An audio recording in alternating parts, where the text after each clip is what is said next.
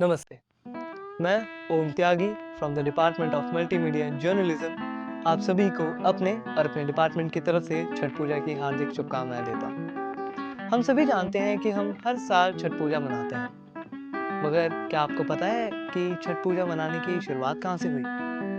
आओ आप सभी को एक कहानी सुनाता हूँ। एक कहानी विश्वास की, डर की और एक ऐसे चमत्कार की जो कि इतिहास में फिर दोबारा कभी नहीं हुआ। बहुत साल पहले एक महान राजा हुआ करता था, प्रियव्रत नाम का। उस राजा के पास सब कुछ था, धन, प्यार, परिवार, मगर उस राजा के पास संतान का सुख नहीं था। तो उस सुख को पाने के लिए उसने एक यज्ञ किया, देवताओं को प्रसन्न करने के लिए, जिसका उसे फल भी मिला।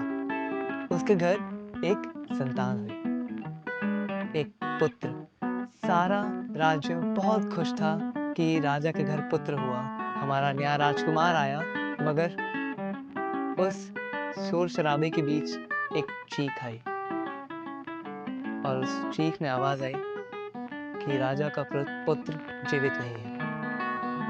जी हाँ, राजा का पुत्र तो हुआ, मगर वो निर्जीव था। राजा बेहद ही परेशान हुआ, रानी बहुत रोई, चारों ओर शोक का माहौल छा गया, चारों ओर जो ढोल नगाड़े खुशी से बज रहे थे, अब मानो वो बहुत ही उदास हो गए हों, जैसे कुछ बहुत ही महत्व उन्होंने खो दिया हो अपनी ज़िंदगी से। तो अब इसके बाद क्या हुआ? तो अपने निर्जीव पुत्र को जो राजा थे, उन्होंने उठाया और नदी की ओर चल पड़े कि नदी में उन्हें बहा दें।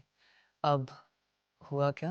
जैसे ही वो राजा नदी के पास पहुँचा, उसी समय आकाश से तेज़ रोशनी उनके ऊपर आई और उस समय प्रकट हुई हमारी छठी माता।